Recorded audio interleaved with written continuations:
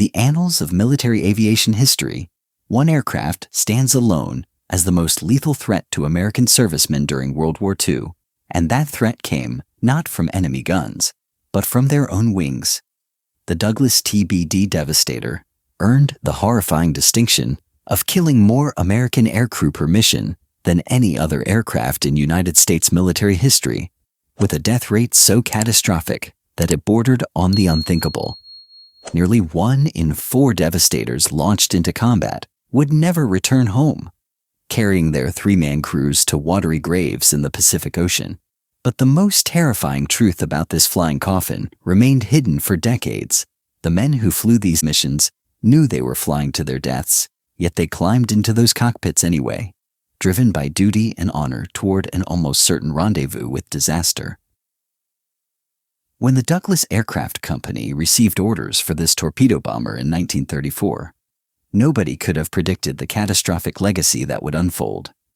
The aircraft first took to the skies on April 15, 1935, and entered operational service with the United States Navy on August 3, 1937.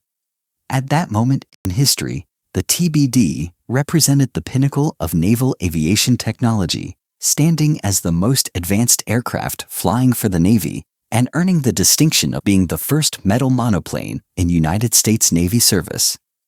However, this technological supremacy would prove to be tragically short-lived, and the aircraft's initial promise would soon transform into an unimaginable nightmare for American aircrew. The Devastator specifications tell the story of an aircraft caught between 2 eras of aviation development, measuring 35 feet in length with a wingspan of 50 feet and standing 15 feet 1 inch tall. The aircraft carried a crew of 3, consisting of a pilot, a torpedo officer navigator, and radio man gunner, powered by a single Pratt & Whitney R1830-64 twin Wasp 14-cylinder radial engine, producing 900 horsepower. The TBD could achieve a maximum speed of 206 miles per hour at 8,000 feet, with a cruise speed of just 128 miles per hour. These performance figures would prove catastrophically inadequate when pitted against the rapidly evolving combat environment of the Pacific Theater. The aircraft's armament revealed the first hints of the deadly vulnerabilities that would later claim so many lives. The forward-firing armament consisted of a single 0.30 caliber Browning machine gun, though some variants carried a 0.50 caliber machine gun instead. The rear cockpit mounted another 0.30 caliber machine gun for defensive purposes, creating what would prove to be woefully inadequate protection against enemy fighters. The TBD could carry either a single Mark 13 torpedo, a 1,000-pound bomb, 3 500-pound bombs, or 12 100-pound bombs, giving it versatility that would ironically contribute to its deployment in increasingly dangerous missions. By the time the United States entered World War II, following the attack on Pearl Harbor on December 7, 1941, the rapid pace of aviation development had already rendered the Devastator obsolete. While the aircraft had seemed cutting-edge during its development in the mid-1930s, the technological revolution in combat aviation had left it desperately outmatched against modern fighters and increasingly sophisticated anti-aircraft defenses. The wartime Nakajima B-5 N2 Kate, Japan's primary torpedo bomber, was capable of 230 miles per hour at 12,000 feet and routinely flew 300-mile radius missions, making it 25 miles per hour, faster than the TBD, while offering superior range and maneuverability. The deadly reality of the Devastator's obsolescence became apparent during its first major combat operations in 1942. The aircraft's performance during the early months of American involvement in the Pacific War revealed alarming casualty rates that would only worsen as the conflict progressed. Of the 130 aircraft built, barely half were assigned to Pacific Fleet squadrons between Pearl Harbor and the Battle of Midway. Of those 76 aircraft deployed to combat units, more than three-quarters, specifically 59 aircraft, were lost to combat or operational causes during this brief period. The mathematical horror of these losses becomes even more stark when examining individual mission statistics. The TBD logged surprisingly little combat for such a well-known aircraft, with only 178 sorties resulting in enemy contact, equating to barely one mission for every aircraft produced. On average, each wartime devastator assigned to a Pacific Fleet squadron flew only 2.2 combat sorties between February 1st and June 6, 1942. The highest individual mission count probably belonged to a single aircraft from Torpedo Squadron 5, Bureau number 0354, which logged perhaps 6 combat sorties, including a Japanese submarine contact. What makes these statistics particularly chilling is the revelation of the TBD's abysmal success rate compared to its catastrophic losses. The 5 Pacific Fleet TBD units launched 132 aircraft with torpedoes, of which only about 95, representing 72%, actually dropped their weapons. However, only 10 hits were recorded, representing a mere 7.5% success rate for aircraft launched and 10.5% for Mark 13 torpedoes actually dropped. The most successful mission was the combined Lexington-Yorktown strike of May 7th during the Battle of the Coral Sea, when full coordination with SBD Dauntless dive bombers achieved 36.8% hits from 86% of the aircraft launched. The Battle of Coral Sea in early May 1942 provided both the TBD's greatest moment of success and a grim preview of the disaster to come. During this engagement, devastators from the carriers Lexington and Yorktown successfully coordinated with Dauntless dive bombers to sink the Japanese light carrier Shoho. This victory demonstrated what the aircraft could achieve when properly supported and coordinated with other units. However, it also revealed the fundamental tactical limitations that would prove so deadly at Midway just 1 month later. The hidden truth behind the Devastator's deadliness lay not just in its obsolete performance, but in the tactical requirements that made survival nearly impossible. As a torpedo bomber, the TBD was required to conduct low-altitude attacks that eliminated any chance of successful bailout when the aircraft was damaged. The aircraft had to approach enemy ships at extremely low altitude, typically 50 feet above the water, while maintaining a steady course and speed to ensure accurate torpedo delivery. The Mark 13 torpedo could not be released at speeds above 115 miles per hour, forcing the already slow Devastator to reduce speed even further during its attack run. This attack profile created what military analysts would later recognize as a perfect storm of vulnerability. The slow speed of the aircraft during its attack run, typically around 200 miles per hour on a glide bombing approach, and even slower during torpedo runs, made it extraordinarily easy prey for both enemy fighters and defensive anti-aircraft guns. The requirement for a long, straight-line attack run eliminated any possibility of evasive maneuvering, while the low altitude meant that damaged aircraft had virtually no time or space for crew escape attempts. The human cost was multiplied by the TBD's 3-man crew configuration. Unlike single-seat fighters where each loss represented one pilot, every Devastator shot down potentially resulted in 3 crew members killed, wounded, or missing. The pilot sat in the forward position under the large canopy, followed by the torpedo officer navigator, and finally, the radio man gunner who operated the aircraft's defensive armament. During torpedo attacks, the bombardier would lay prone underneath the cockpit, aiming his torpedo through a Norden bomb sight at the bottom of the aircraft, further complicating escape procedures in the event of battle damage. The aircraft's defensive armament proved woefully inadequate against the threats it would face. The single 0.30 caliber machine gun mounted in the rear cockpit was completely ineffective against the heavy caliber weapons of Japanese Mitsubishi A6M0 fighters. The Devastator's lack of armor protection and poor maneuverability made it virtually defenseless once enemy fighters closed within range. The aircraft's large wing area and sluggish performance characteristics made it an easy target to hit, and difficult to maneuver away from attacking fighters. Strategic deployment decisions compounded these inherent vulnerabilities, often sending devastators into combat situations where they were completely outmatched. The combination of poor strategic planning, inadequate fighter escort, and the aircraft's technical limitations created what survivors would later describe as suicide missions. The Navy's tactical doctrine, developed during peacetime exercises against cooperative targets, proved catastrophically inappropriate for the reality of combat against determined and well-equipped enemy forces.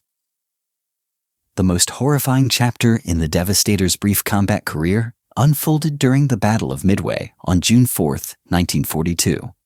This engagement would not only seal the aircraft's reputation as a death trap, but would also provide the most dramatic example of how tactical failures could transform brave aircrew into helpless victims. The battle began with high hopes as American forces sought to turn the tide of the Pacific War. But for the TBD crews, it would become a massacre that defied all previous understanding of acceptable military casualties. 3 torpedo squadrons participated in the Midway attack.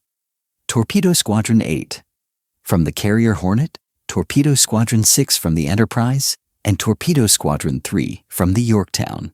The morning of June 4th saw 41 Devastators launched against the Japanese carrier task force in what would prove to be their final major combat operation. What followed was a systematic destruction of American torpedo bombing capability that shocked even experienced military observers. Torpedo Squadron 8, from the Hornet, faced the most complete annihilation. Under the leadership of Lieutenant Commander John Waldron, all 15 TBD aircraft were destroyed without scoring a single torpedo hit on their targets. The squadron had become separated from their intended fighter escort and faced the full fury of Japanese Zero fighters and anti-aircraft fire without protection. Ensign George Henry Gay Jr. became the sole survivor of VT-8, forced to watch helplessly from the water as his squadron mates perished around him. Gay's aircraft managed to get close enough to drop his torpedo at the carrier Soryu, but the weapon missed its target, making even this heroic effort ultimately futile. The Enterprise's Torpedo Squadron 6, led by Lieutenant Commander Gene Lindsay, followed VT-8 into the killing zone with similarly devastating results. Smokescreens put up by the Japanese fleet to defend against the earlier attack caught the attention of Lindsay's flyers, who turned north and soon found the Japanese carriers. However, the closest carrier, Kaga, sped away from them, meaning that the VT-6 TBDs had only a 60-knot overtaking speed from several miles away. This allowed Japanese fighter cover to intercept before the Devastators could set up their attack runs. The recent fight with VT-8 had left the Zeros with low stocks of 20mm cannon ammunition, forcing them to employ their nose-mounted heavy machine guns, but this proved more than adequate against the lightly armored Devastators. 10 aircraft were shot down, with only 4 managing to escape without scoring any hits. The Yorktown's Torpedo Squadron 3, commanded by Lieutenant Commander Lance Massey, launched later than the other squadrons and managed to maintain better coordination with their fighter escort. However, this advantage proved insufficient against the overwhelming Japanese defenses. As VT-3 attempted to press its attack against the carrier Hiryu, 9 TBDs were shot down, including the aircraft flown by Massey himself. Only 3 VT-3 aircraft survived the engagement, and once again, no torpedo hits were achieved despite the sacrifice of so many lives.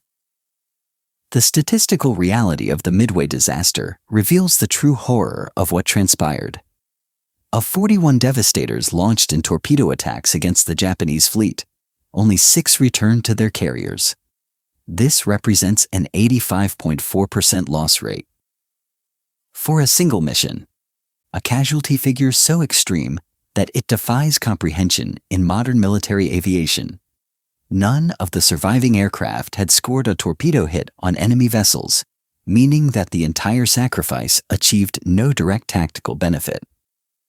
The aftermath of Midway saw the immediate withdrawal of all remaining Devastators from frontline service, The 39 surviving TBDs were quickly relegated to training duties, replaced by the Grumman T-BF Avenger, which had also been present at Midway, but in much smaller numbers. The Avenger was faster, better armed, and more survivable than its predecessor, though it still carried the problematic Mark 13 torpedo that had contributed to the Devastator's tactical failures. But the true tragedy extends beyond the immediate battlefield losses to encompass the broader human cost of the TBD program. Conservative estimates suggest that over 150 American airmen lost their lives in Devastator operations during its brief combat career. Each aircraft loss potentially claimed 3 lives, and the low-altitude attack profile meant that survival rates for aircrew were exceptionally poor compared to other aircraft types. Many families received the dreaded telegram informing them that their loved ones were missing in action, with bodies never recovered from the vast Pacific Ocean. The technological failures that made the Devastator so deadly were compounded by institutional failures within the Navy's procurement and tactical development systems. The service had recognized the aircraft's obsolescence before American entry into the war, yet continued to deploy it in increasingly dangerous missions, rather than withdrawing it from combat operations. The development of replacement aircraft proceeded too slowly to prevent the tragic losses that occurred during the critical early months of the Pacific Campaign. The Mark 13 torpedo carried by the Devastator proved to be almost as dangerous to American success as enemy action.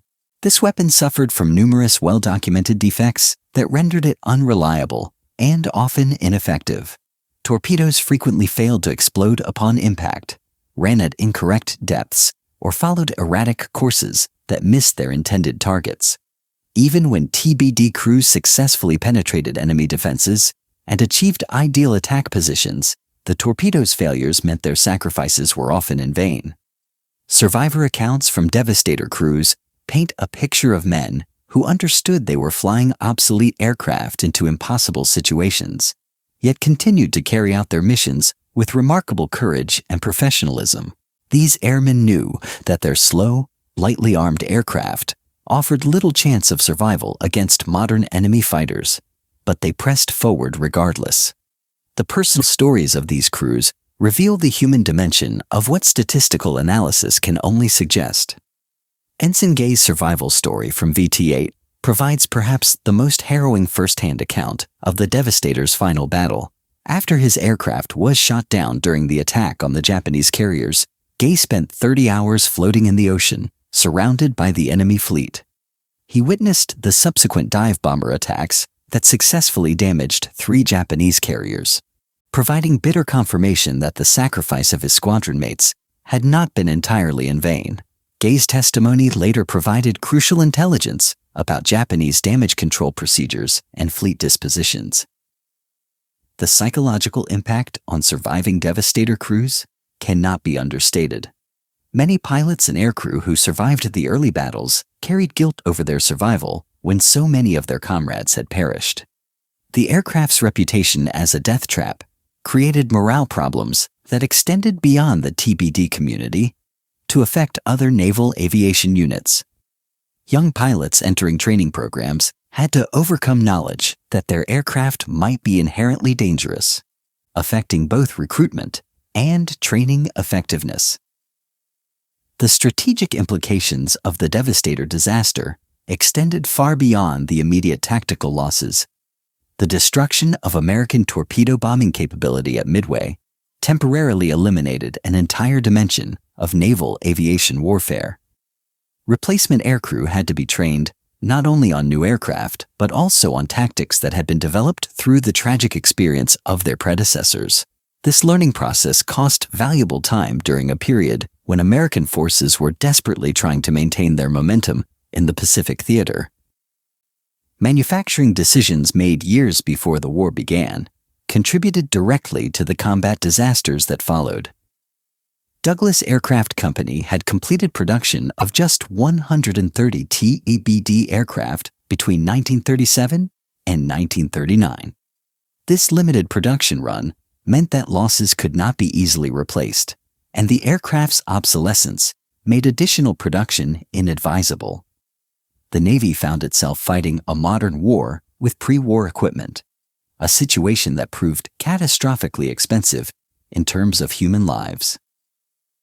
The contrast between the Devastator's early promise and its combat reality illustrates the rapid pace of technological change during this period. An aircraft that represented the cutting edge of technology in 1935 had become a death trap by 1942. This 7-year span witnessed revolutionary changes in engine power, aerodynamic design, defensive armament, and tactical doctrine that left the TBD hopelessly outmatched. The lesson learned was that military procurement systems had to anticipate rapid technological change rather than simply responding to current requirements. Engineering analysis conducted after the war revealed specific design flaws that contributed to the aircraft's vulnerability. The TBD's large wing area, while providing good low-speed handling characteristics essential for carrier operations, also made it a large target for enemy gunners. The aircraft's relatively low wing loading meant it could not achieve high speeds in diving attacks, eliminating one of the primary survival tactics available to other attack aircraft. The positioning of fuel tanks and the lack of adequate armor protection meant that even minor battle damage could prove fatal. The Devastator's legacy extends beyond its immediate combat record to influence post-war aircraft design philosophy. The lessons learned from its failures directly influenced the development of subsequent generations of naval attack aircraft. Future designs emphasized higher speeds, better defensive armament, improved armor protection, and more survivable crew arrangements. The TBF Avenger that replaced the Devastator incorporated many of these improvements, though it took time to work out all the operational problems. Training implications of the Devastator experience affected naval aviation for years after the aircraft's retirement. Flight schools had to develop new curricula that emphasized survival tactics and defensive maneuvering, subjects that had received less attention during peacetime. The reality that even experienced pilots flying modern aircraft could face overwhelming odds required changes in both individual pilot training and unit tactical doctrine. The international implications of the Devastator's failures influenced American military procurement policy throughout World War II and beyond. The recognition that technological superiority could be lost rapidly led to accelerated development programs for next-generation weapon systems. The United States began maintaining parallel development programs to ensure that backup systems would be available if primary programs failed or became obsolete. Intelligence analysis of enemy capabilities, which had been inadequate before Midway, received increased emphasis after the Devastator disaster. The surprise effectiveness of Japanese Zero fighters and anti-aircraft defenses had caught American planners unprepared. Better intelligence about enemy capabilities might have prevented the tactical disasters that cost so many lives, leading to permanent changes in how military intelligence supported operational planning. The medical and rescue implications of the Devastator's low-altitude attack profile led to improvements in survival equipment and search and rescue procedures. The recognition that aircrew shot down over water had little chance of survival unless quickly rescued prompted development of better life rafts, signaling devices, and rescue coordination procedures. These improvements saved lives throughout the rest of the war, though they came too late for most Devastator crews. The family's Devastator aircrew faced unique challenges that differed from those of other military families. The high casualty rates and frequent missing in action classifications meant that many families never received closure about their loved one's fate. The remote Pacific locations, where most TBD losses occurred, made body recovery impossible, leaving families with uncertainty that lasted for years after the war ended. Historical analysis of the Devastator program reveals institutional failures that extended beyond technical inadequacies. The Navy's reluctance to acknowledge the aircraft's obsolescence and withdraw it from combat operations reflected broader problems in military decision-making processes. Career considerations, budget constraints, and institutional inertia all contributed to decisions that prioritized organizational interests over crew safety. The Devastator's brief but tragic combat career ultimately contributed to American victory in the Pacific War, though not in the way its designers had intended. The aircraft's failures at Midway, while devastating for the crews involved, inadvertently contributed to the success of the dive bomber attacks that crippled the Japanese carrier fleet. The sacrifice of the TBD crews, while not achieving direct tactical success, helped create the conditions that allowed other American forces to achieve one of the most decisive victories in naval history. The Douglas TBD Devastator stands as the deadliest American aircraft of World War II, not because of any single design flaw or tactical failure, but because of the convergence of technological obsolescence, strategic miscalculation, and institutional blindness that sent brave airmen to their deaths in aircraft that could not protect them. The true tragedy lies not just in the numbers of aircraft lost, but in the knowledge that these losses were largely preventable with better planning, more realistic assessment of capabilities, and greater willingness to adapt to changing circumstances. The Devastator's legacy serves as a permanent reminder that in warfare, the most dangerous enemy can sometimes be the failure to recognize and address one's own limitations before it is too late.